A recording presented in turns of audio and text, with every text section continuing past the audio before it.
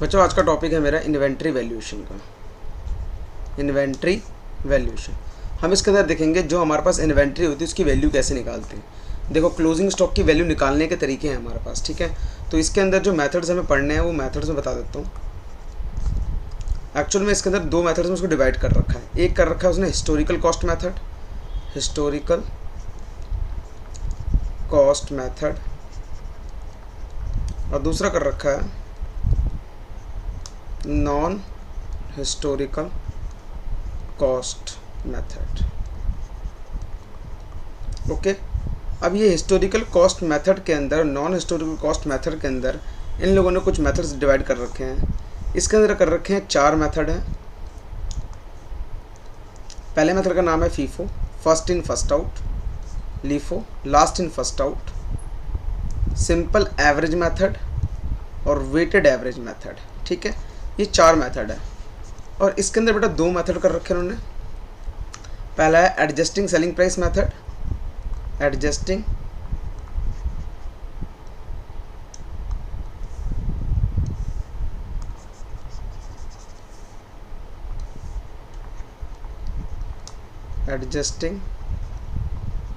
Selling price method, और इसके अंदर कर रखा है दूसरा स्टैंडर्ड कॉस्ट मेथड, ठीक है। तो मैं आज आपको पहले इसके बारे में डिस्कस करते हैं एडजस्टिंग सेलिंग प्राइस मेथड, ठीक है। ये एग्जाम में इतना खास पूछा नहीं जाता, ना इसके ऊपर के क्वेश्चन है, थियोरेटिकल पार्ट है सारा, ठीक है। तो आओ स्टार्ट करते हैं फटाफट से हम आगे। तो बेटा पहले हेडिंग डालना है एडजस्टिंग प्राइस मेथड, और आप अपने बुक में निकालना जो आपके ICAI का मॉड्यूल है उसके अंदर इलस्ट्रेशन 5 देखेंगे हम। तो यहाँ पे मैं डाल रहा हूँ heading adjusting selling price method. बेटा बहुत सिंपल टॉपिक है, कोई मुश्किल नहीं है। देखो तो मैं इसके अंदर ये जो है इसका दूसरा नाम है रिटेल इन्वेंट्री मेथड। इसका दूसरा नाम है रिटेल इन्वेंट्री मेथड, ओके। बेटा इसमें होता क्या, एडजस्टिंग सेलिंग प्राइस मेथड में जितने भी बिजनेसमैन हैं इस मेथड को यूज़ करते हैं, वो लोग क्या करते हैं, इंडिविजुअली किसी गुड्स को निकालना बहुत मुश्किल हो जाता है। तो क्या करता है, जो बल्क में सारा सामान होता है उसका एक एवरेज प्राइस निकाल लेते हैं जिससे वो उसको सेल और परचेज कर सके, ठीक है। तो इसके अकॉर्डिंग अगर मैं क्वेश्चन करवा रहा हूँ, इलस्ट्रेशन 5 देखेंगे सारे। इलस्ट्रेशन 5 देखो, इसमें लिखा हुआ है Messrs XYZ are in retail business, following information are obtained from the records for the year ended 31 March 2016। Goods received from supplier, supplier से गुड्स रिसीव हुआ है कितने का, 15,75,500 रुपये का, subject to trade discount and taxes. इसका मतलब उसके अंदर ट्रेड डिस्काउंट भी है। ट्रेड डिस्काउंट 3% है और क्वेश्चन पुराना है, सेल टैक्स 11% है। पैकेजिंग ट्रांसपोर्टेशन चार्जेस 87,500 है।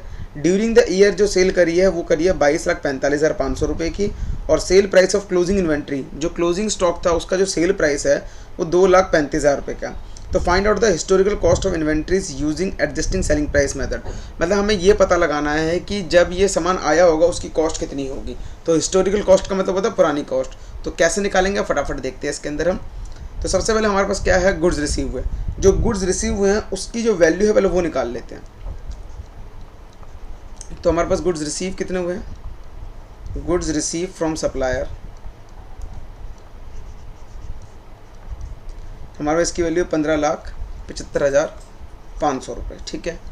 अब इसके अंदर इसने क्या बोला, सब्जेक्ट टू ट्रेड डिस्काउंट, तो हम इसके अंदर माइनस कर देंगे ट्रेड डिस्काउंट। हमने ये ट्रेड डिस्काउंट माइनस कर दिया, कितना है 3%।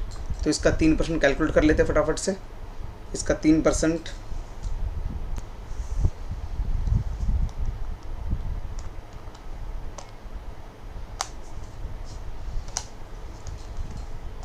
इसका 3% आया 47,265, 47,265, ये हमने इससे माइनस कर दिया। अब जो आएगा 1528,235, इसमें प्लस करेंगे हम सेल टैक्स। सेल टैक्स कितना है बेटा, देखो बात समझना। अब तुम्हारे दिमाग में पॉइंट आ रहा होगा मैं इसको क्यू माइनस कर रहा हूँ, उसको क्यू प्लस कर रहा हूँ।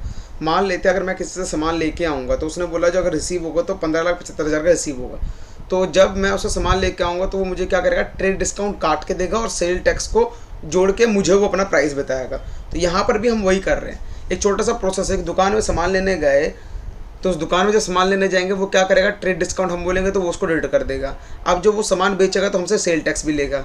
इस क्वेश्चन अब तो जीएसटी आ गया, तो सेल टैक्स इसके अंदर 11% है, तो हमें निकालना पड़ेगा इसका 11%। तो ये 11% कैलकुलेट हो 168,105। ओके, पॉइंट में है, मैंने इसको राउंड ऑफ नहीं करा, यहीं छोड़ देता हूँ। इसको ऐड कर देते हैं 1528235। तो ये पॉइंट हमारा होगा 1696340। ये हमारा आ गया आफ्टर सेल टैक्स। अब क्वेश्चन में लिखा हुआ है कि पैकिंग का ट्रांसपोर्टेशन चार्जेज भी लगाया है उसने, तो यहाँ पर मैं क्या करूँगा, plus packing and transportation charges, packing and transportation charges.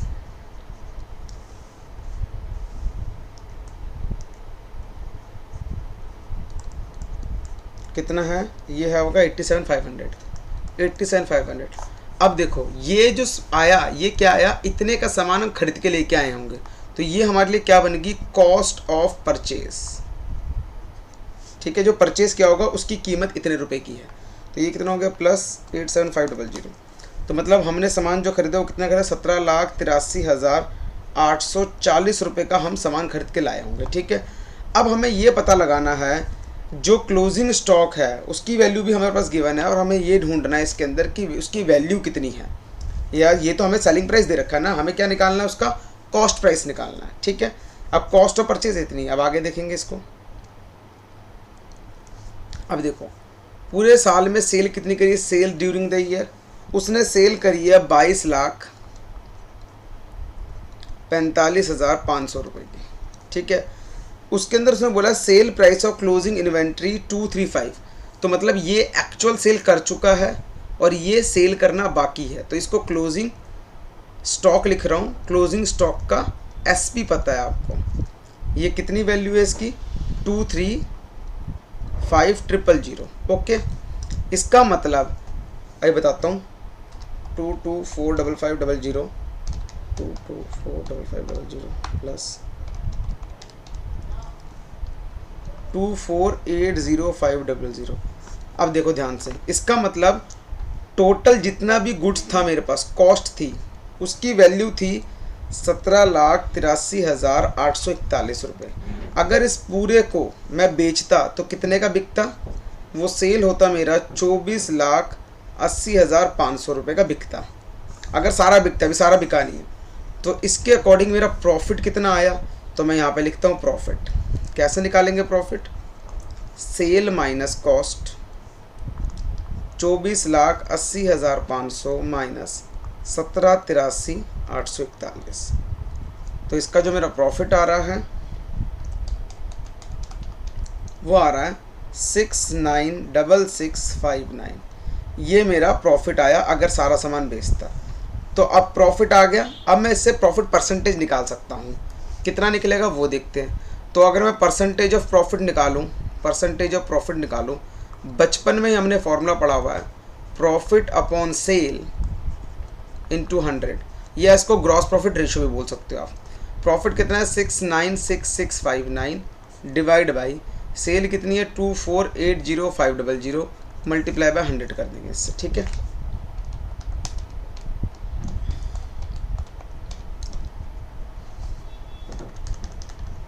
Six nine six six five nine 2480500। ये बेटा हमारा आ गया 28.08%। ठीक है, अब ये परसेंटेज आ गई। छोटी सी बात हमने पहले क्लास में सीखा हुआ है, ध्यान से देखना। अगर हमें एसपी पता हो किसी का तो हम इस पे सीपी निकाल सकते हैं। क्लियर पॉइंट, बस ठीक है। अब यहाँ पर क्या करेंगे, मैं नेक्स्ट पेज पे कैलकुलेट कर रहा हूँ। देखो, selling price of closing stock कितना दे रखा है मेरे पास 235,000, और जो ग्रॉस प्रॉफिट निकला वो भी सेल पे निकला है, तो माइनस कर देंगे ग्रॉस प्रॉफिट, फिर क्या निकल जाएगा मेरा कॉस्ट। ग्रॉस प्रॉफिट कैसे निकलेगा 235,000 मल्टीप्लाई 28.08%। सीधा सा हिसाब 235,000 मल्टीप्लाई 28.08%, तो ये आ गया 65,988, तो ये आ गया 235,000 मल्टीप्लाई 28.08%, 65,999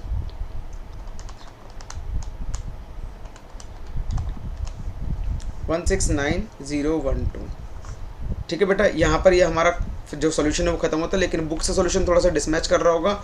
उसका रीज़न ये है कि जब परसेंटेज निकालोगे आप लोग, अब मैंने यहाँ पर राउंड ऑफ नहीं करा, तो वो जो राउंड ऑफ की फिगर थी पूरी की पूरी, आप उसको कंप्लीट लोगे तो आंसर आ जाएगा। मतलब जैसे अगर मैं इसका निकालता हूँ वैल्यू, एक्चुअल में जो इसकी वैल्यू आती है वो कितनी आती, 696659,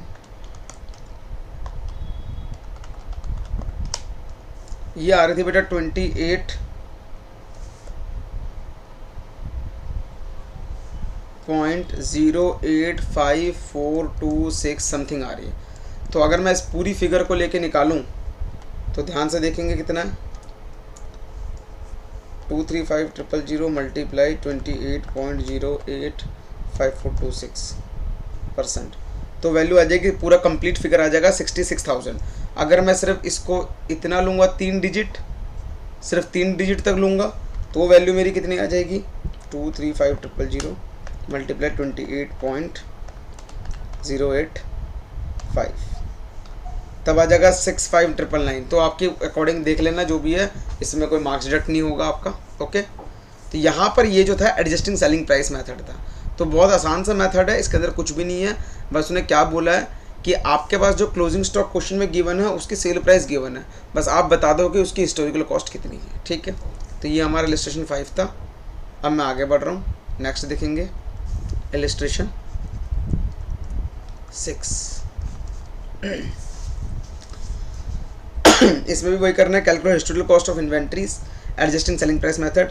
सेल दे रखा है 2 लाख, कॉस्ट ऑफ परचेज दे रखी है 2 लाख, ओपनिंग कुछ है नहीं, क्लोजिंग स्टॉक दे रखा 50,000, तो इसको कैलकुलेट करना पड़ेगा। देखेंगे ध्यान से, देखो हमारे पास सेल करी है उसने पूरे साल में कितनी, 2 लाख रुपए की, और जो सामान नहीं बेच पाया क्लोजिंग स्टॉक, उसकी भी सेलिंग प्राइस गिवन है कितनी, 50,000 रुपये की, टोटल वैल्यू कितनी होगी, 2.5 लाख।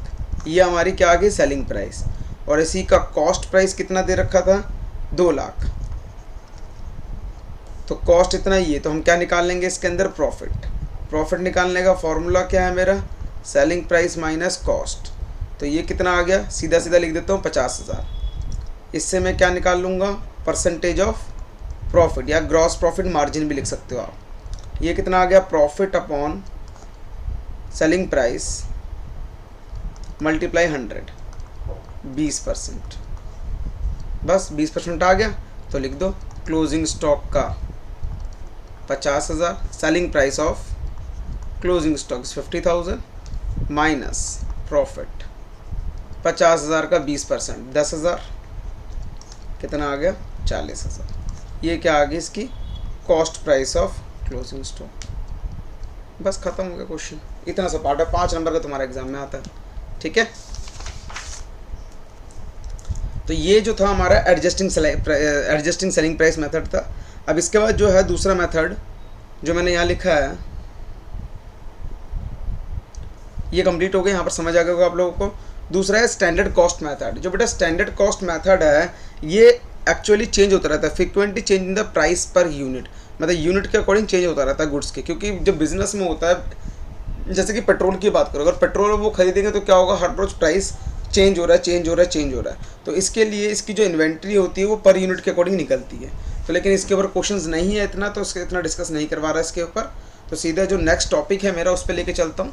मैं अभी इन पर डिस्कस नहीं कर रहा क्योंकि बहुत ही सिंपल से टॉपिक है ये, तो मैं इसके बाद जो इंपॉर्टेंट टॉपिक है वो करवा रहा हूँ। जो मेरा नेक्स्ट टॉपिक का नाम है इन्वेंट्री टेकिंग। इन्वेंट्री टेकिंग, इसमें है क्या, मान लेते हैं ये पूरा साल है, 1 अप्रैल को शुरू हो रहा 2019, 31 मार्च 2020 को ख़त्म हो रहा है, ठीक है साल। तो इस दिन हमें क्लोजिंग स्टॉक निकालना चाहिए, लेकिन एक्चुअल में क्या हुआ, हम ध्यान ही से उतर गए और हम और आगे बढ़ गए। आज 15 अप्रैल आ गई और हमने बुक इस दिन क्लोज़ करी 15/2020 को। तो मुझे ये पता लगाना है कि मेरे पास इसकी डिटेल विटेल कुछ भी नहीं है। अब मुझे ये पता लगाना है कि इस दिन 31 मार्च को क्लोजिंग स्टॉक कितना था, तो हमें वापस आना पड़ेगा सब कुछ के लिए। बात को समझ रहे हो? तो यहाँ पर इसके ऊपर भी क्वेश्चन करवाता हूँ, तब जाके बात क्लियर होगी।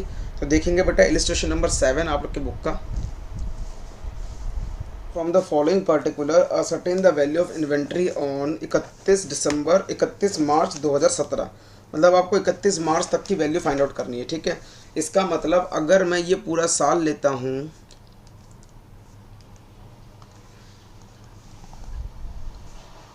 1/4/2016, साल ख़त्म हो रहा है 31 मार्च 2017। अब हमें इस पूरे साल की ट्रांजैक्शन के दे रखी है और मुझे पता लगाना है इस दिन मेरा क्लोजिंग स्टॉक कितने का बचेगा, ठीक है। इतनी सी बात कैलकुलेट करनी है। यहाँ पर हमारे पास ओपनिंग स्टॉक दे रखा है 142,500 और परचेज दे रखा है ड्यूरिंग द ईयर का इतना, मैन्युफैक्चरिंग एक्सपेंस, सेलिंग एक्सपेंस, सारे खर्चे हमें दे रखे हैं इसके अंदर, ठीक है। और सेल भी दे रखा है ड्यूरिंग द ईयर। लेकिन वो कह रहा है जब 31 मार्च 2016 की वैल्यूएशन हो रही थी, मतलब पिछले साल की बात करते हैं, इस साल की, तो 31 मार्च 2016 की जब वैल्यूएशन हो रही थी, तो मैं इसको थोड़ा सा और अच्छी तरह से बना देता हूँ।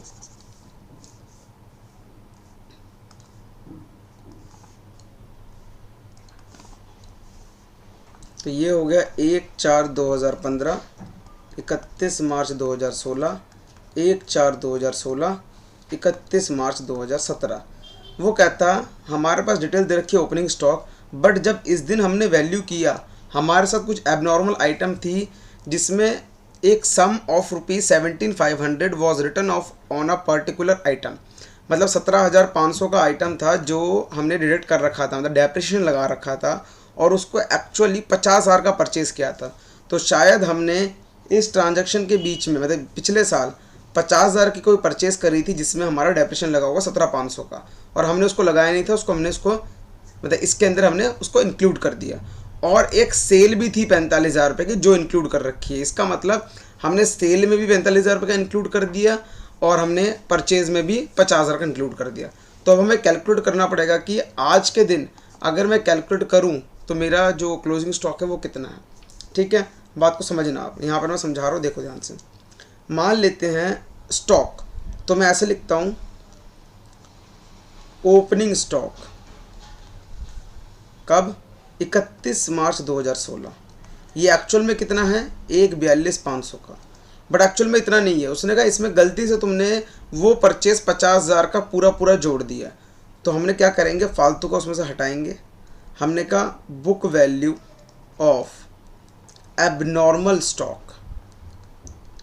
एबनॉर्मल स्टॉक कैसे निकलेगा, हम बोलेंगे 50,000 माइनस 17,500, जिसकी वैल्यू कितनी होगी 32,500 की, ठीक है।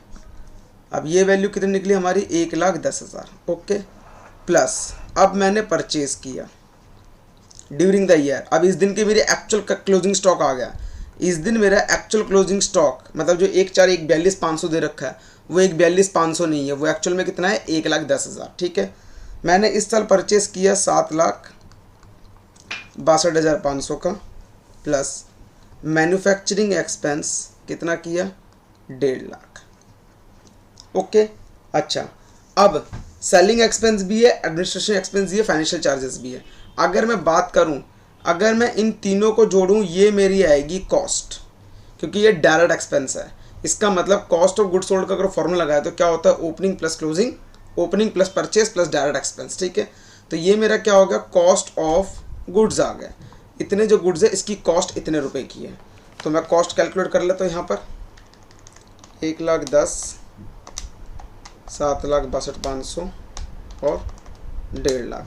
तो मेरी कॉस्ट कितनी आ गई गुड्स की, 10,22,500 की कॉस्ट आ गई, ठीक है। ये मेरी कॉस्ट आ गई। अब क्वेश्चन में सेल भी दे रखा है, तो हमने सेल माना 12,45, बट एक्चुअल में इसके अंदर वो कह रहा है एक सेल था 45,000 रुपये का। इसका मतलब शायद वो 50,000 की चीज़ को भी बेचा है ना उसने 45 में, तो वो भी एक एबनॉर्मल आइटम है, तो उसको भी मैं हटा दूंगा। सेल ऑफ एबनॉर्मल स्टॉक 45,000 रुपये। तो अब मेरी एक्चुअल सेल कितनी आ गई, 12 लाख की आ गई, ठीक है। वो कहता है सेल पे आप 20% का प्रॉफिट कमाते हो। ओके, अब मैं क्या कर रहा हूँ, सेल पे 20% का प्रॉफिट कमाता हूँ और मेरी टोटल कॉस्ट कितनी है वो देखते हैं। मेरी टोटल जो कॉस्ट है वो है 10,22,500 की। तो मेरे को इसको क्या करना पड़ेगा, सेल दे रखा है, कॉस्ट में कन्वर्ट करने के लिए माइनस ग्रॉस प्रॉफिट कितना, 12 लाख का 20%, 2,40,000। मैं यहाँ से 2,40,000 हटा दूँगा, कैसे निकला, 12 लाख का 20%, तो ये कितना हो गया, 12 लाख माइनस 2,40,000, 9,60,000 रुपये की क्या आ गई मेरी कॉस्ट आ गई। ओके, अब देखो ध्यान से, इसका मतलब मैं सारा सामान नहीं बेच पाया, 9,60,000 रुपये का सामान बेचा है मैंने, और बाकी जो बच गया होगा वो क्या कहलाएगा, मेरा क्लोजिंग स्टॉक कहलाएगा। तो यहाँ पर देखेंगे क्या करेंगे हम, इसके अंदर कॉस्ट कितनी है 10,22,500, सेल ऑफ आइटम कितनी है 9,60,000, और बाकी जो बचा वो क्या कहलाएगा, क्लोजिंग स्टॉक कहलाएगा। क्लियर होगी बात, ठीक है। मैं आपको एक और तरीके से तो समझाता हूँ, शायद आप लोग को थोड़ा सा कन्फ्यूज लगेगा। 122500 माइनस 9,60,000, 62500, ठीक है। इसको मैं एक और तरीके से समझाता हूँ, ध्यान से देखना सारे। मान लेते हैं COGS इक्वल टू, क्या फॉर्मूला होता है, opening stock plus purchase plus direct expense minus closing stock, ठीक है। COGS का फॉर्मूला क्या होता है, sale minus gross profit equal to opening stock plus purchase plus direct expense minus closing stock, ठीक है। सेल कितना है, मेरे पास सेल है 12,45,000, जिसमें एबनॉर्मल आइटम कितने की है 45,000 रुपये की। ओके, GP मेरा कितना आएगा, जितनी भी सेल होगी उस पर GP कैलकुलेट करेंगे, तो मैंने GP साइड में कैलकुलेट कर लेता हूँ। GP इक्वल टू 12 लाख का 20%, 2,40,000, मैंने उठा के लिख दिया 2,40,000, ठीक है। ओपनिंग कितना था, ओपनिंग था 1,42,500, इसमें भी एबनॉर्मल आइटम जुड़ी हुई थी जो मैंने हटा दी, कितनी 50,000 माइनस 17,500, क्लियर। प्लस परचेज कितना था मेरा 7,62,500, प्लस डायरेक्ट एक्सपेंस सिर्फ मैन्युफैक्चरिंग एक्सपेंस है कितना 1.5 लाख रुपए का, minus closing stock. Closing stock को इधर ले आते हैं, तो closing stock equal to 1,42,500 minus 32,500 plus 7,62,500 plus 1.5 lakh minus 9,60,000 रुपये। अब इस पूरे को सॉल्व कर लेते हैं, 142500 minus 32,500 plus 7,65,62,500 plus 1.5 lakh minus 9,60,000। तो इससे पता लग गया जो मेरा क्लोजिंग स्टॉक है वो कितना है 62,500। तो आप इस क्वेश्चन को इस तरीके से भी कर सकते हो, ठीक है। बस इसके अंदर इंपॉर्टेंट पॉइंट क्या था, ये था पता लगाना कितना एबनॉर्मल आइटम जुड़ी हुई है, दूसरा ये वाला एबनॉर्मल आइटम कितनी जुड़ी हुई जो क्वेश्चन में गिवन है। क्लियर पॉइंट, समझ आ गया अच्छी तरह से मेरे ख्याल से। देखो बुक में इस तरीके से कर सकते हो और आप इस तरीके से भी कर सकते हो, मर्जी है आपकी, ठीक है। मैंने आपको दोनों तरीके बता दिए क्वेश्चन सॉल्व करने के। ओके, अब नेक्स्ट देखेंगे इलस्ट्रेशन नंबर 8। और बच्चों इलस्ट्रेशन 8 देखते हैं। इससे पहले एक चीज़ समझाना चाहता हूँ, ध्यान से सुनना। मान लेते हैं ये साल है, यहाँ पर मेरा क्लोजिंग होगा, क्लोजिंग स्टॉक होगा, ठीक है। अब जब नेक्स्ट ईयर होगा तो ये मेरा ओपनिंग स्टॉक हो जाएगा, फिर कुछ परचेज करूँगा, ओके, फिर जो भी होगा फिर मैं को सेल करूँगा, यही तो होता है, ठीक है। अब ध्यान से सुनो मेरी बात। हुआ क्या, मैं इस दिन कैलकुलेशन करना भूल गया और मैं अगले साल पहुंच गया और पता लगा यहाँ पर आके यार मैंने पीछे कुछ काम किया नहीं है पीछे। अब मैं क्या करूँ कि मुझे जो वैल्यू मेरे को यहाँ की गिवन है मैं ओपनिंग तक जाऊँ। मतलब ये कहना चाहता हूँ, समझना, दोबारा समझा रहा हूँ, बात समझो। ये एक साल, ये एक साल, यहाँ का क्लोजिंग, यहाँ का ओपनिंग बन जाता है, ठीक है। लेकिन आपने ना ये क्लोजिंग कैलकुलेट ही नहीं किया, कुछ रीज़न हुआ आप ये क्लोजिंग कैलकुलेट ही नहीं कर पाए। और क्लोजिंग कैलकुलेट कब किया आपने, मतलब आपके पास टाइम मिला कब, 10-15 दिन के बाद। मान लेते हैं 20 अप्रैल को आपने कैलकुलेट किया, तो मतलब क्लोजिंग यहाँ पर है नहीं, ओपनिंग यहाँ पर है नहीं, बस आपके पास परचेज वर्चेज दे रखी है, साल की सेल वेल दे रखी है। तो ऐसा क्या करूँ कि मैं इस दिन 31 मार्च को अपनी क्लोजिंग कैलकुलेट कर लूँ, ठीक है। अब प्रोसेस को सुनो। अगर मेरे पास इस साल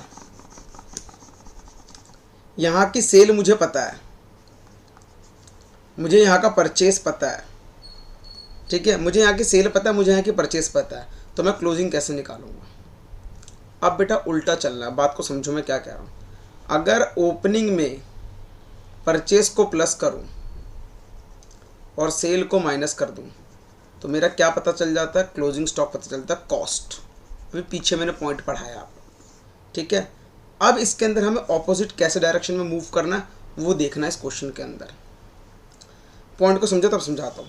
अ trader prepared his account on 31 March each year due to some unavoidable reasons, no inventory taking could be possible till 15 April 2017। 15 अप्रैल तक कुछ नहीं कर पाया वो। On which the date the total cost of goods in his godown came to 5 lakh. मतलब 15 अप्रैल को godown में 5 लाख रुपए का सामान रखा हुआ है जिसकी कॉस्ट प्राइस 5 लाख है। फॉलोइंग फैक्ट वर स्टैब्लिश्ड बिटवीन 31 मार्च और 15 अप्रैल। मतलब इन 15 दिनों में कुछ फैक्ट बाहर आए हैं, वो क्या क्या है देखो। तो मैं यहाँ पे लिख देता हूँ, ट्रांजैक्शन बिटवीन 31 मार्च टू 15 अप्रैल। आपको सेल दे रखी है 4,10,000 रुपये की, आपको परचेज दे रखा है कितना, 50,340 रुपये का, सेल्स रिटर्न दे रखा आपको कितना, 10,000 रुपये का, और गुड्स आर सोल्ड ऑन, मतलब ग्रॉस प्रॉफिट रेशियो दे रखी है 20% ऑन सेल।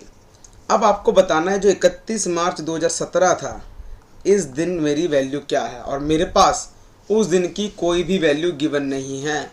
तो मैं ऐसा क्या करूं कि मेरी वैल्यू निकल जाए, ठीक है। क्लियर होगी बात, ठीक है।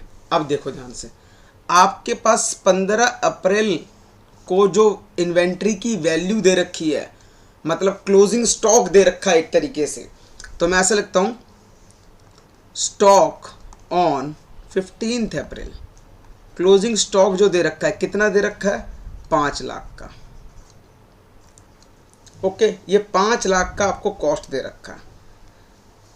अब इसके अंदर ये पता लगाओ कि सेल कितनी है, ठीक है। सेल कितनी है, 4,10,000 और 10,000 का रिटर्न। मैं सेल क्यों बोल रहा हूँ, ध्यान से सुनो बेटा। मेरे पास ये सामान बचेगा कब, बेचने के बाद। बात को समझ रहे हो, मतलब कि मेरे पास कुछ ओपनिंग होगा, मैं कुछ परचेज करूँगा, फिर इन सबको सेल कर दूंगा, फिर जो बच जाएगा, रिमेनिंग जो बचेगा, वो क्या कहलाएगा, क्लोजिंग कहलाएगा।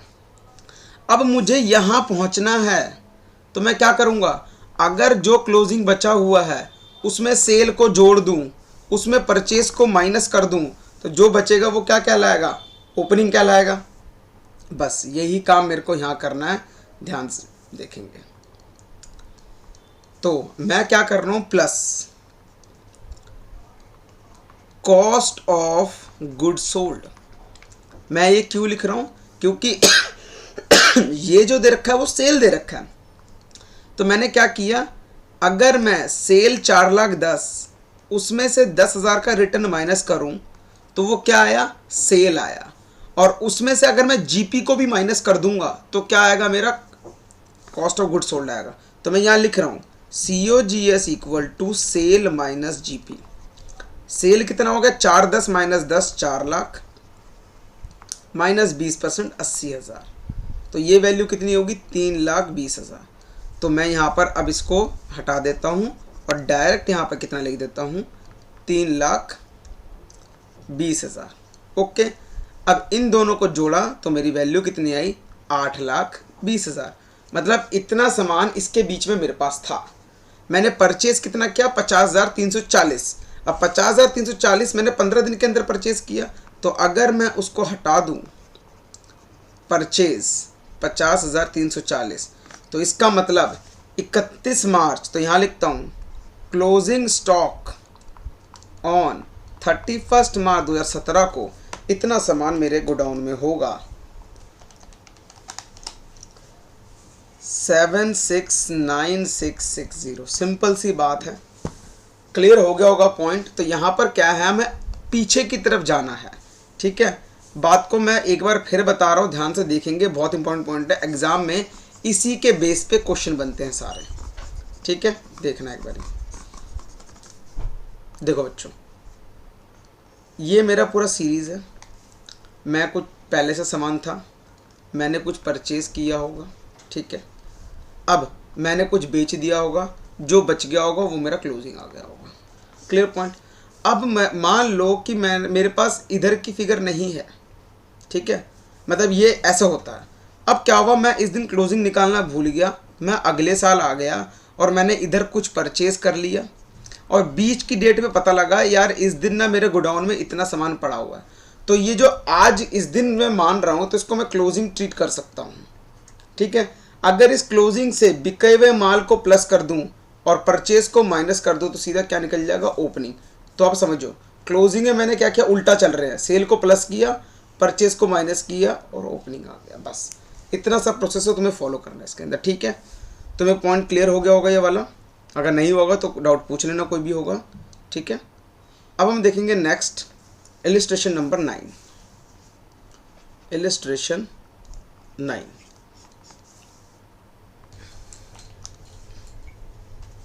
इलिस्ट्रेशन 9 को रीड करो।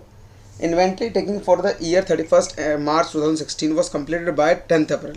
इसका मतलब 31 मार्च 2016 को करना था, लेकिन वो कहाँ तक बढ़ गया, 10 अप्रैल तक बढ़ गया। तो वापस हमें यहाँ से यहाँ तक पहुँचना, ठीक है। अब आगे देखते हैं। वो कहता है valuation showed 16,75,000 at cost as on completion date. मतलब इस दिन जो मेरे पास स्टॉक है बचा हुआ है वो 16-17 ये बचा हुआ। After end of the year accounting year the till date of completion of inventory taking sale for the next year made 68,750, profit margin 33.33% on cost. इसका मतलब इस ड्यूरेशन के दौरान हमारे पास जो सेल करी गई है, कितनी करी गई है, 68,750, जिसके ऊपर प्रॉफिट है 33% ऑन कॉस्ट। तो मैं यहाँ लिख रहा हूँ 1/3 ऑन कॉस्ट, इसका मतलब 1/4 ऑफ सेल। तो मुझे इसका प्रॉफिट निकालना पड़ेगा 1/4। तो 68,750 मल्टीप्लाई डिवाइड 4 1718, इसको राउंड ऑफ कर देते हैं, 88 कर देते हैं, तो ये मेरा आ गया 68,750 माइनस 17188, 51562। ये मेरी सेल की जो होगी COGS होगी, कॉस्ट होगी, जो हमने पीछे भी क्वेश्चन में देखा, कॉस्ट ऑफ गुड्स सोल्ड, ठीक है। आगे लिखा हुआ है purchase for the next year including in the inventory 90,000 less trade discount. हमने परचेज भी इसके अंदर ऐड कर रखा है, जो 90,000 रुपये का है, डिस्काउंट को माइनस करने के बाद। तो इसके दौरान जो परचेज भी हुई होगी वो कितने की हुई होगी, 90,000 माइनस, अब मैं इसके अंदर ट्रेड डिस्काउंट कर देता हूँ, कितना है 10%, तो 9,000 रुपये हो गया। तो इसका मतलब 81,000 का परचेज भी दे रखा हमें इस ड्यूरेशन के अंदर, okay. During this period goods were added inventory at the markup price 3,000 in respect of sales return. इसका मतलब सेल्स रिटर्न भी आया। बेटा देखो, सेल्स रिटर्न तुम्हारे पास आया, इसका मतलब एक तरीके से परचेज ही होगी, तुम्हारा स्टॉक बढ़ गया होगा, तो सेल्स रिटर्न भी आया मार्कअप प्राइस के साथ। इसका मतलब मार्कअप का मतलब होता है ग्रॉस प्रॉफिट मार्जिन। तो कितना है 3,000 रुपये। तो मुझे इसके ऊपर से क्या हटाना पड़ेगा, इसका भी प्रॉफिट हटाना पड़ेगा, ठीक है। उसके बाद मुझे कॉस्ट का पता चलेगा। तो सेल्स रिटर्न सेल है तो कितना 1/4, तो ये हो गया मेरा 3,000 रुपये का 1/4, 750, ये हो गया 2,250। तो ये एक और कॉस्ट होगी हमारे पास, ठीक है। उसके बाद देखा गुड्स वर रेडी हो गया। आफ्टर इन्वेंट्री टेकिंग, मैंने इन्वेंट्री टेकिंग करने में एक स्लो मूविंग आइटम थी 11,250 की, जिसको 5250 में कस्टमर ने ले लिया, तो 5250 में लिया होगा, ठीक है। अब ध्यान सुनो, फिर भी तुम्हें कितने का घाटा हुआ। देखो स्लो मूविंग आइटम थी 11250 की और कस्टमर लेके आ रहा 5250 का, तो तुम्हें कितने का लॉस हो गया, 6000 रुपये का लॉस हो गया। अब 6000 का लॉस ही तो हुआ, ये लॉस किस में हुआ, स्टॉक में नहीं हुआ, ये लॉस तुम्हारा हुआ है रुपीज़ के अकॉर्डिंग। तो इसमें भी क्या होगा, तुम्हारी जो वैल्यू होगी, वैल्यू घट जाएगी, आइटम नहीं वैल्यू घट रही है, ओके। नेक्स्ट उसका लिखा हुआ है due to heavy flood certain goods costing 15500 were received the supplier beyond the delivery date as a result the customer refuse to take the delivery and net legal value of the goods were estimated 12500। 15500 का तुमने सब goods भेजा था, लेकिन supplier के delay करने की वजह से ये गुड्स कस्टमर लेने से मना कर दिया और ये गुड्स हमारे पास वापस आ गया। लेकिन जब इसकी मार्केट वैल्यू देखी तो कितनी निकली, 12500 निकली, ठीक है। जिसकी वजह से हमें रीवैल्यूएशन के चक्कर में 3000 रुपये का फिर दोबारा हमें लॉस होगा। क्लियर होगी बात। तो इन सारी आइटम को किस तरीके से प्रेजेंट करेंगे वो देखो। सबसे पहले स्टॉक ऑन 10 अप्रैल 2016 कितना है, 16,75,000 प्लस क्या करूँगा, कॉस्ट ऑफ गुड्स सोल्ड। मैं *1 लगा रहा हूँ। कैसे कैलकुलेट किया था हमने, ये रहा *1, वैल्यू 51562, 51562, ठीक है। ये हमारा आ गया होगा प्लस, फिर माइनस परचेज *2। परचेज से कितना घाटा हुआ हमें, मतलब परचेज कितने का किया था हमने, 81,000 का, तो 81,000 यहाँ पर हमने माइनस कर दिया। फिर minus cost of sales return *3, ये भी हमने देखा कितने का, ये रहा *3। इसकी वजह से भी क्या हुआ, हमारे पास जो स्टॉक होगा, मतलब हमने ऑपोजिट चल रहे हैं, और ऑपोजिट चलने में क्या होता है, हमें पीछे से यहाँ तक पहुँचना। तो क्लोजिंग में सेल को प्लस करेंगे, परचेज को माइनस करेंगे, और जहाँ जहाँ सामान आता जाएगा वो माइनस करते चले जाएंगे, और जो जाता जाएगा उसको प्लस करते चले जाएंगे। तो यहाँ पर सेल्स रिटर्न कितना हो गया मेरा, 2250 रुपये का। आफ्टर दैट क्या है मेरे पास, उसके बाद है मेरा लॉस, स्लो मूविंग एसेट है, तो स्लो मूविंग एसेट की डिस्पोजल की वजह से कितने का लॉस हुआ, तो यहाँ पर भी loss on revaluation *4, loss on revaluation *4 कितना है, 6000 रुपये का, 6000 रुपीज़ का। फिर उसके बाद क्या है मेरा, रिडक्शन इन वैल्यू, वैल्यू कितनी रिडक्शन हुई थी हमारी वो भी देख लेते हैं कस्टमर की वजह से, *5 3000 रुपये का, *5 3000। अब जो बचेगा वो मेरा क्या बचेगा, क्लोजिंग स्टॉक बचेगा ऑन 31 मार्च 2016, लेकिन इसने 30 मार्च का बोला हुआ, तो 30 मार्च का दे देते, कोई दिक्कत नहीं है। इसको 31 ही कर लेना, बुक में चेंज कर दो, 31 मार्च कर लेना इसको। तो इसकी वैल्यू कैलकुलेट कर लो कितनी हो गई, 1675,000 51562 माइनस 81,000 माइनस 2250 माइनस 6000 माइनस 3000, ये हो गया तुम्हारा 1634312। ये आपकी क्लोजिंग स्टॉक की वैल्यू आएगी इलस्ट्रेशन 9 की, ठीक है बेटा। इस पॉइंट को ध्यान से समझना क्योंकि एग्जाम में इसी तरीके से क्वेश्चन आते हैं, ओके। चलो तो यहाँ पर कंप्लीट हो गया ये। अब नेक्स्ट क्वेश्चन देखते हैं हम फटाफट से। बेटा अब आ जाओ इलस्ट्रेशन 10 पे। इलस्ट्रेशन 10 ये आपका है, the following are the details are spare part of Shriram Mills है। ये फीफो मेथड से है, तो मैं इसी क्वेश्चन को फीफो, लीफो और वेरिड से करवा के देखता हूँ, ठीक है। तो मैं पहले इसको फीफो मेथड से करवा रहा हूँ। फीफो मतलब फर्स्ट इन फर्स्ट आउट, जो पहले आएगा वो पहले जाएगा, ओके। तो यहाँ पर इसका बना लेते हैं फटाफट से हम स्टोर लेजर। तो स्टोर लेजर बना लेते हैं हम, स्टोर लेजर एज पर फीफो मेथड फॉर्मेट।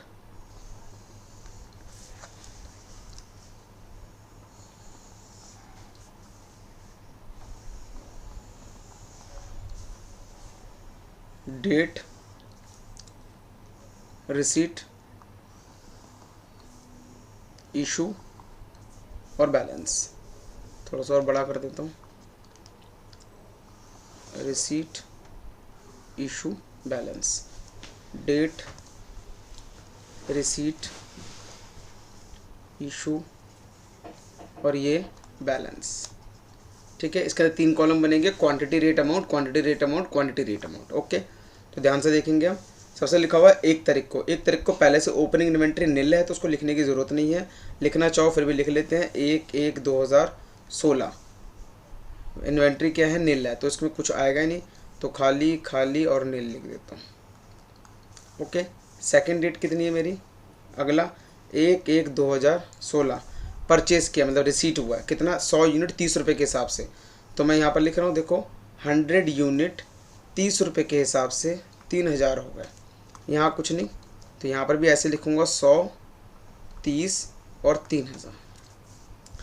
आगे लिखा है 1 तारीख के बाद आता है 15 जनवरी आया, तुमने बेच दिए 50 यूनिट, तो यहाँ पर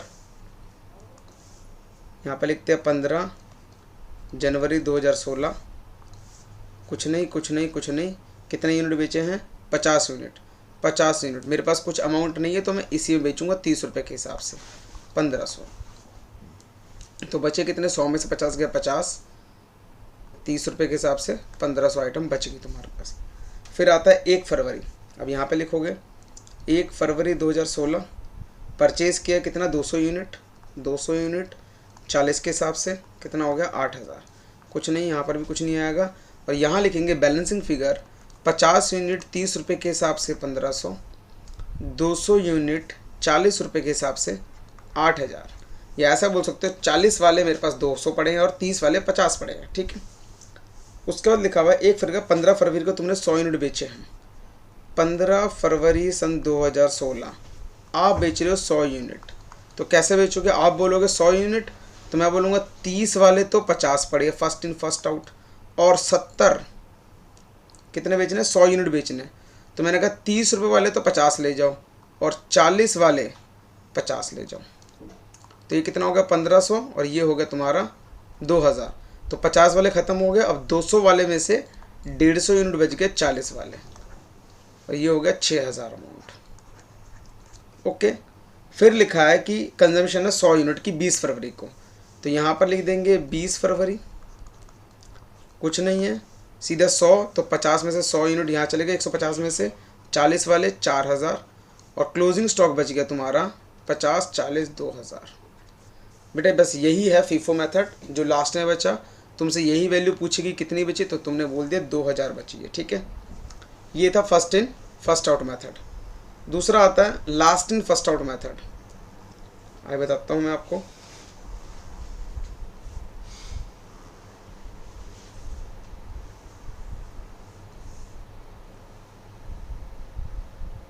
ठीक है, चलो अब इसी क्वेश्चन को मैं last in first out method से करता हूँ, लिफो से। ये एक नेक्स्ट क्वेश्चन भी देख लेते हैं, वो किससे करा हुआ उन्होंने वेटेड से किया हुआ है, तो मैं इसी क्वेश्चन को वेटेड से भी करवा दूंगा, क्योंकि सिंपल एवरेज मेथड में बेटा ज़्यादा नहीं आता, मतलब आता ही नहीं है, वो ना के बराबर है। तो वेटेड एवरेज बेसिस और लिफो यही दोनों इंपॉर्टेंट होते हैं, मतलब फीफो, लिफो और वेटेड एवरेज। ठीक है, तो इसी क्वेश्चन को दोबारा करते हैं अब हम।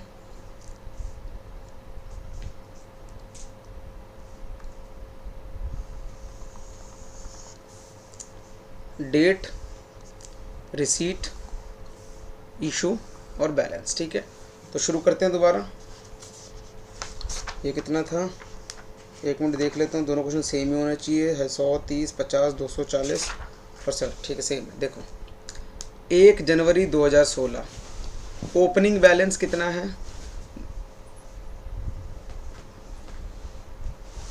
ओपनिंग बैलेंस नील है, तो मैं क्या लिख दूंगा यहाँ पर, 1 सेकेंड,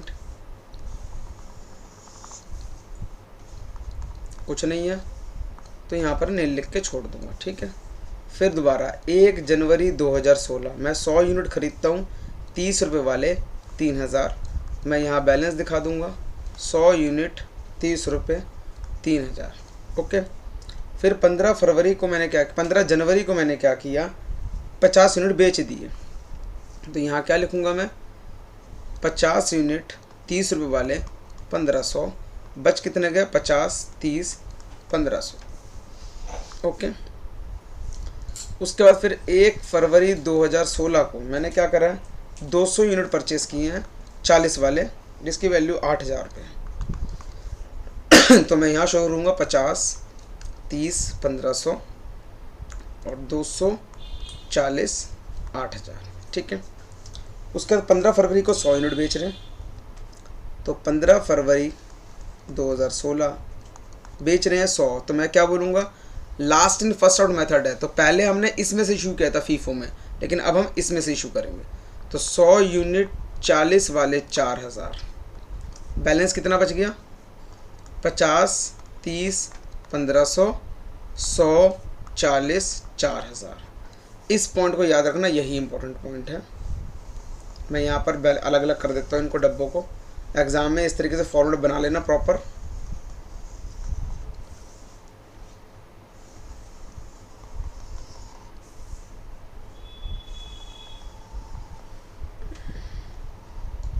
और ये आ गया इस वाले का। ठीक है। अब लास्ट कब बेचा है इसने, ये लास्ट बेचा है इसने 20 फरवरी को।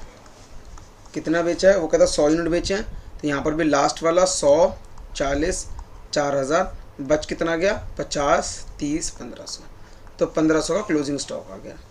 ठीक है। इसको कहते हैं last in first out method. Okay. अब नेक्स्ट मेथड जो है वो है वेटेड। मैं इसी क्वेश्चन को वेटेड पे लेता हूँ।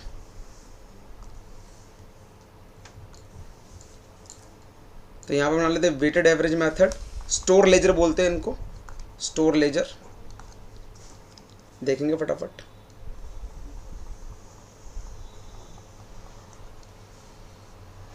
Date,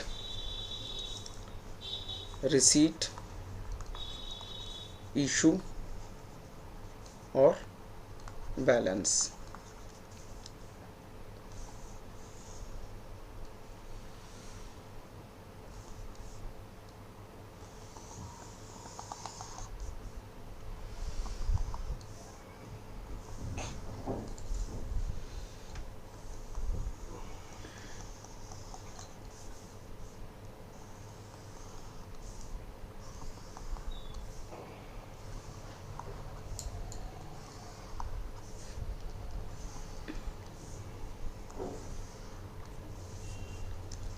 quantity rate amount, quantity rate amount, quantity rate amount. अब ध्यान से देखेंगे। अब हम सबसे पहले क्या हुआ, 1 जनवरी 2016 ओपनिंग बैलेंस कुछ नहीं था, तो यहाँ सीधा क्या कर दिया हमने, नील कर दिया। ठीक है। फिर 1 जनवरी 2016 को 100 यूनिट परचेस करें 30 वाले, 3,000 यूनिट आ गए हमारे पास, और बैलेंस बच गया वही सेम 100, 30 और 3,000। ठीक है।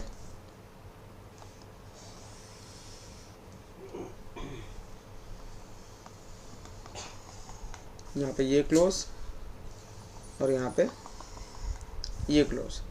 उसके बाद 15 जनवरी 2016 को उसने बेच दिए हैं 50 यूनिट, तो यहाँ पर तो अभी तो कुछ नहीं है, सीधा 50, 30 और 1500 और 50, 30 और 1500। ठीक है। अभी इनमें कोई दिक्कत नहीं है, अभी सीधा सीधा हिसाब है। अब उसने 1 फरवरी 2016 को गुड्स परचेज कर रहे कितने, 200 आइटम, कितने के, 40 वाले। ये कितना हो गया, 8,000। तो बैलेंस 50, 30। अब बैलेंस में 50, 30 नहीं लिखूंगा, अब देखना बैलेंस कैसे लिखूंगा।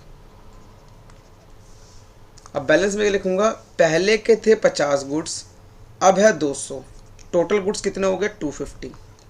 पहले 1500 का था, अब कितने का हो गया, 8,000। तो 1500 और 8,000 9,500। अब इन दोनों को डिवाइड करके कॉस्ट निकालूंगा। मतलब इसके अंदर अगर आपको रेट पर यूनिट निकालना है तो कैसे निकालोगे, total cost upon total quantity, ये फॉर्मूला यूज़ करोगे। तो मैं भी अब क्या करूँगा, 9,500 डिवाइड बाई 25 कर दूंगा, 250, 38 रुपीज़ का एक प्रोडक्ट हो गया। अब इसके अंदर झंझट खत्म हो गया, 30 वाला बेचना है, 40 वाला बेचना है, वो कहता जो भी आएगा 38 में बेच देना। तो 15 फरवरी को बिका कितने, 100 यूनिट, तो सीधा हिसाब क्या हो गया, 100, 3800, बच कितना आ गया, 150।